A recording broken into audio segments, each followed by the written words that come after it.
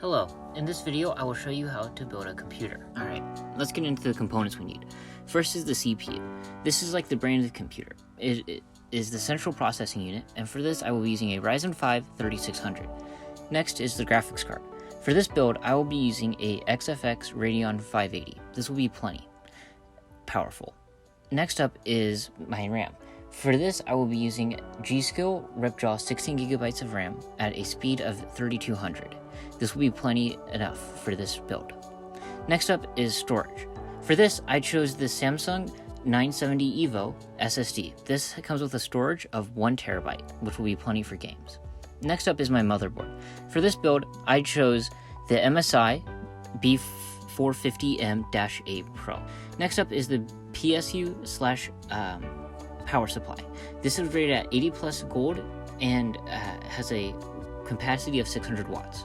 Next up is the case, which I chose a Cooler Master MasterBox Q300L.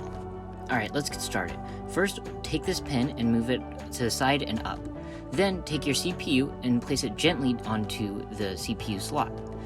Make sure to look closely. As you can see, there's a triangle and a circle. Make sure those are matched up. Then push down the CPU pin and make sure it is fully seated. Next up is inserting the CPU cooler. To do this, match the screw holes with those on the cooler, and then make sure that you fasten each screw in a star-shaped pattern like I am doing here. Make sure that you tighten them gently, just enough so that it sticks on, but not too tight because you risk cracking the motherboard or damaging your CPU. Next up is installing the RAM. This will be located to the right of the motherboard. As you can see, there are 4 push tabs that need to be pushed back. Make sure you push these back before installing the RAM, as it will not go in unless you do this. Next, match up the little slot on the RAM with that of the motherboard. Then, press gently but firmly down into the RAM slot. You will know it is seated when you hear 2 clicks, meaning that those tabs have been pushed in and lock in the RAM. Do this for the other one as well. Now, your motherboard might have 4 RAM slots. Make sure you look through the manual to see which 2 you need to install them in to get the best performance. Alright, next up is installing the motherboard onto the case. First, in the case, you're going to want to locate this bag. It should be inside the case and should be easy to find. Next, make sure to install all of the motherboard stands. Make sure that you do the ones according to your size of motherboard. For mine, I have a mini ATX. Next is the I/O shield. Make sure that this is installed before you insert the motherboard, as it will be difficult to do it after or during the installation of the motherboard. Next up is seating the motherboard.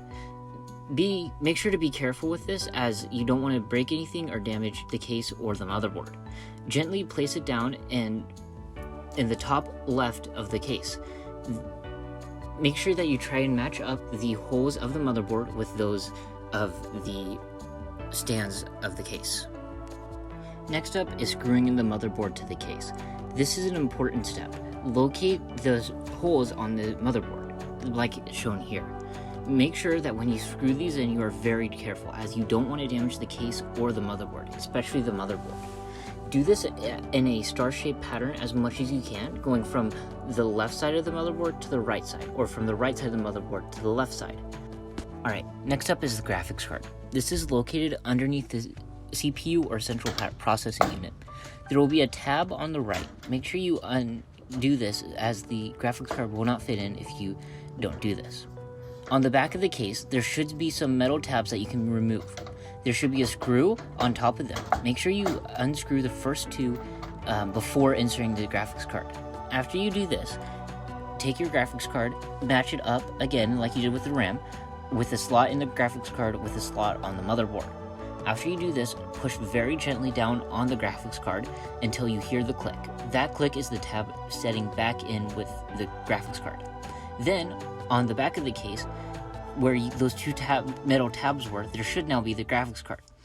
Line the screw holes up with the graphics card and gently screw them in like you did with the CPU cooler.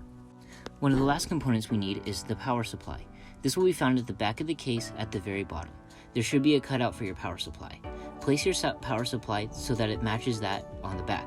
Make sure that the fan is facing down towards the table or surface that the case will be setting on, as if you don't, it won't get enough airflow. Next, match your power supply up with the screws on the case. After you do this, like with the CPU and the graphics card, take the screws that were provided from the case and gently screw them in. Make sure not to over tighten this, as it can damage the power supply.